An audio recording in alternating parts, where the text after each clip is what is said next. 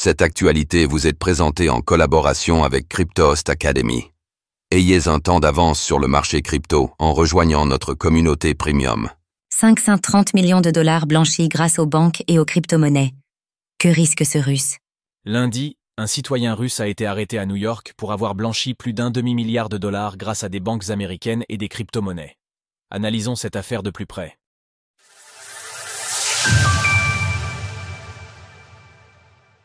Arrêté pour avoir blanchi un demi-milliard de dollars grâce aux banques et aux crypto-monnaies.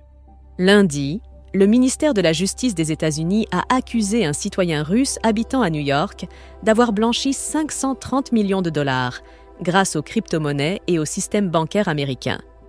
En effet, le dénommé Yuri Gugnin, âgé de 38 ans et se faisant également appeler Yuri Mashukov et George Gugnin, a utilisé ses sociétés Evita Investments et Evita Pay pour faciliter ledit blanchiment à des clients étrangers. Selon le communiqué, les clients en question lui faisaient parvenir des fonds depuis des banques russes sanctionnées, présentes sur la liste des Specially Designated Nationals and Blocked Persons, SDN, de l'Office of Foreign Assets Control, OFAC, du Trésor américain.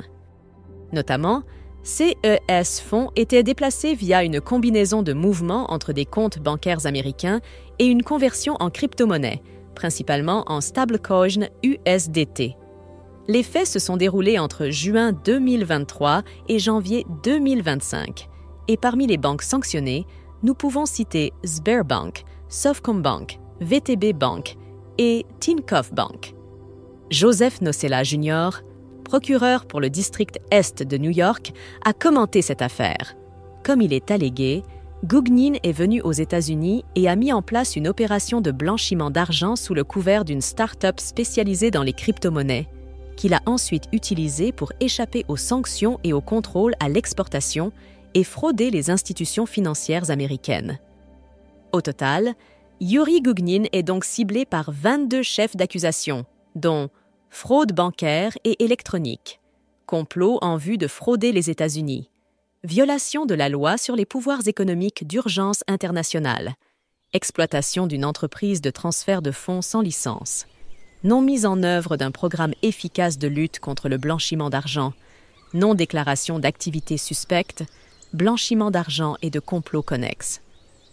Pour chacun de ces chefs d'accusation, il encourt jusqu'à un maximum allant de 10 à 30 ans de prison, ce qui laisse supposer qu'il passera de nombreuses années derrière les barreaux. Alors que certains pourraient facilement faire un raccourci fallacieux en voyant là l'utilisation des crypto-monnaies, soulignons qu'il s'agit au contraire d'une preuve supplémentaire selon laquelle elles sont inefficaces pour des activités criminelles. D'ailleurs, ce constat semble reconnu à demi-mot par Roman Rosavsky, le directeur adjoint de la division du contre-espionnage du FBI. Il est important de noter que l'utilisation de crypto-monnaies pour dissimuler des activités illégales n'empêchera pas le FBI et ses partenaires de vous tenir pour responsable. En attendant, l'intéressé doit encore passer en jugement et a été arrêté lundi à New York. Source: DOJ. Retrouvez toutes les actualités crypto sur le site cryptost.fr.